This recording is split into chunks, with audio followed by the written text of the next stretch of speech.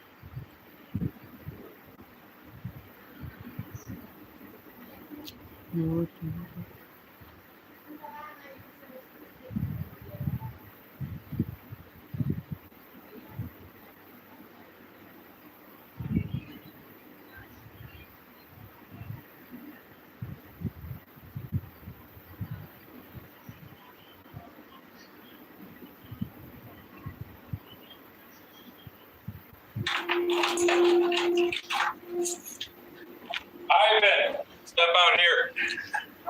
Get a warrant for your arrest. Yeah, so it's for murder charges. This is 60-year-old Eileen Gowan. She is briefly seen here leaving this apartment complex with a briefcase. Ivan!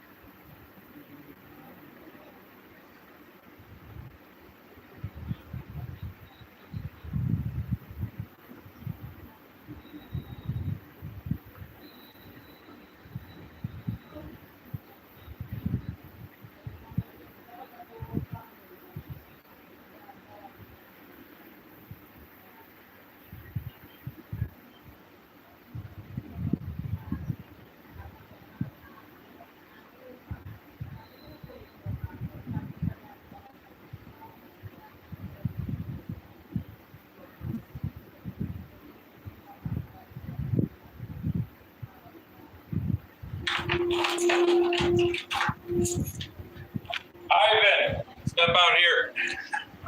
Get a warrant for your arrest. Yeah, so it's for murder charges. This is 60-year-old Eileen Gowan. She is briefly seen here leaving this apartment complex with a briefcase. This is the last time she would ever be seen alive. 911, what's the address for your emergency? So we're driving down the road to go shooting, and there is a dead body on the side of the road. Eileen's body would be found 13 days after the last time she was seen on CCTV. Police believe she was entangled in a deadly love triangle prior to her murder. But over the course of the next several months, this cold case would turn out to be far more complicated and even more disturbing than they could have ever imagined. Me and her broke up. She moved in with a guy, and he tried to mess with her. And all I know is his first name's Sam. This who told her it was a bad deal with him. Because he's telling me if he comes to behind him, he's gonna run into a tree. It's the grandfather in the car, and he called us saying that he's possibly going to try to crash the car.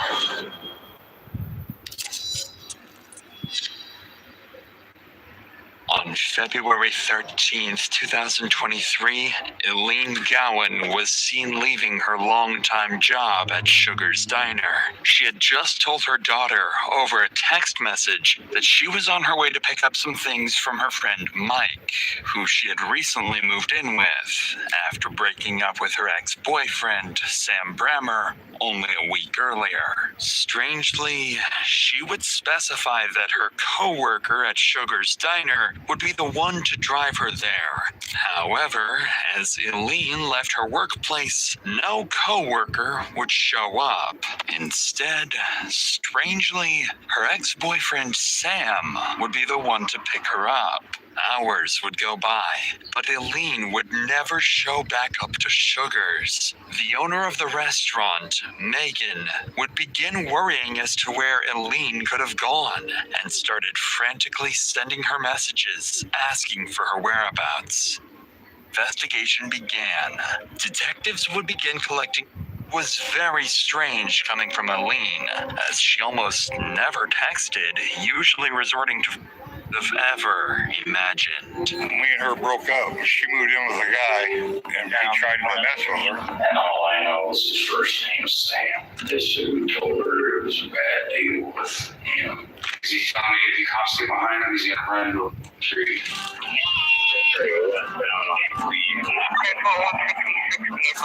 the grandfather in the car, and he called us saying that he's possibly going to try to crash the car.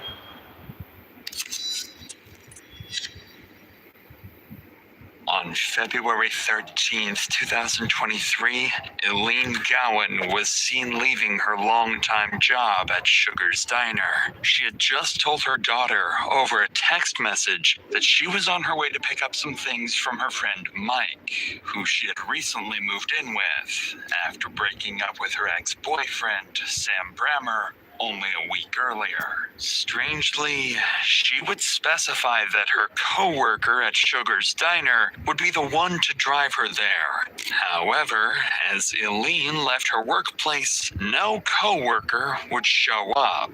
Instead, strangely, her ex-boyfriend Sam would be the one to pick her up.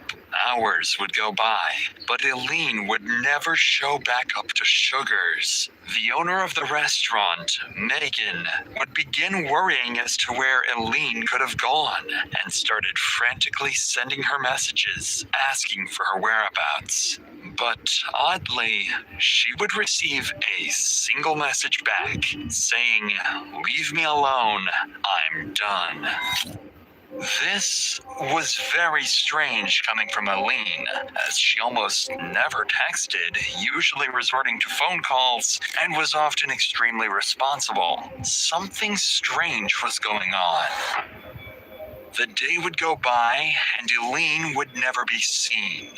The following day, Eileen's daughter would file a missing persons report for Eileen to the Council of Bluffs Police Department, and an investigation began.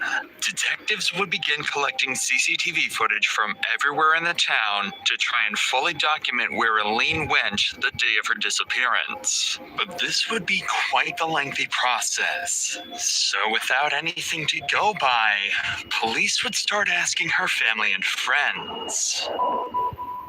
Apparently, after leaving her ex-boyfriend, Sam Brammer, a week earlier, she had stayed with her new friend, Mike Brockman, a man her family claimed had likely assaulted her the night before she disappeared.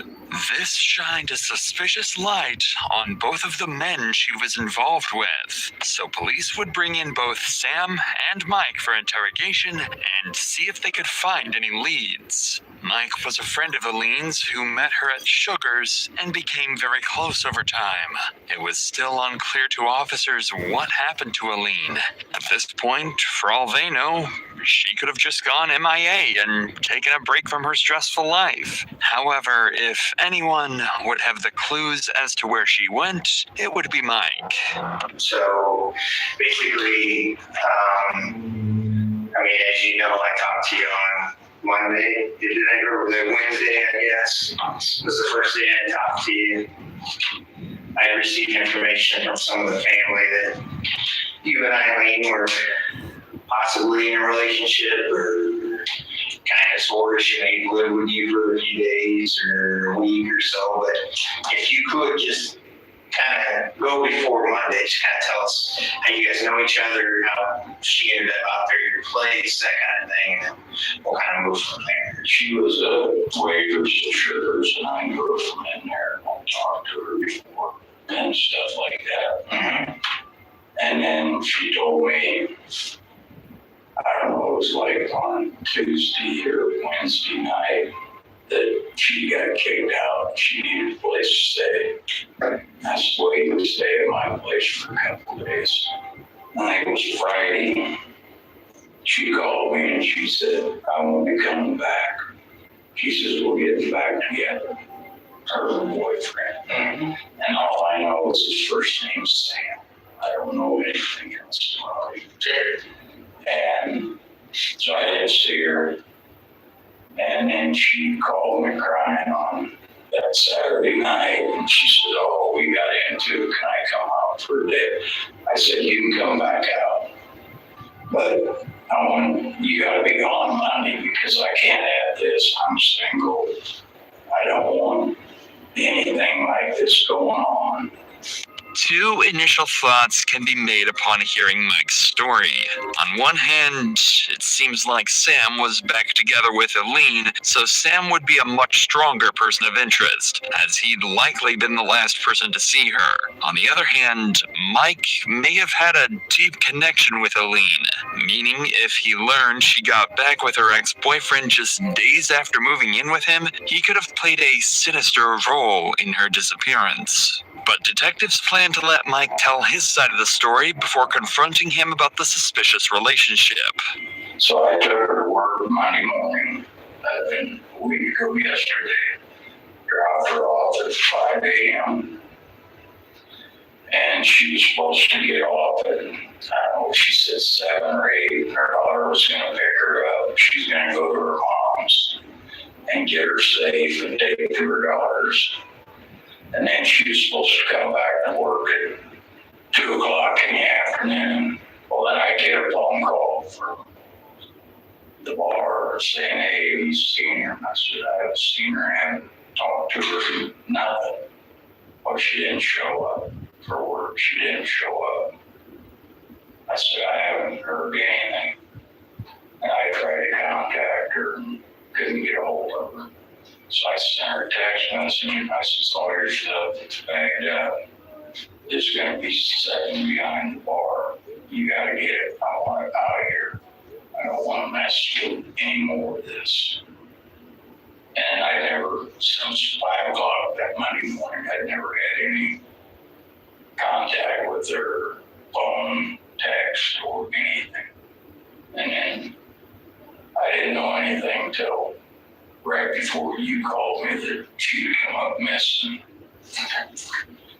Mike would go on to claim that he never had any sexual relationship with Eileen and that she stayed in a completely different room to him while living in his house. However, detectives know more about Mike than he thinks, and with some information Eileen's close friends shared with them, they don't believe he and Eileen were just friends.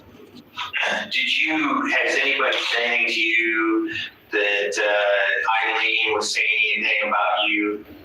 Have you heard anything about her making any statements about you and your behavior while she lived or was staying with you out there? No.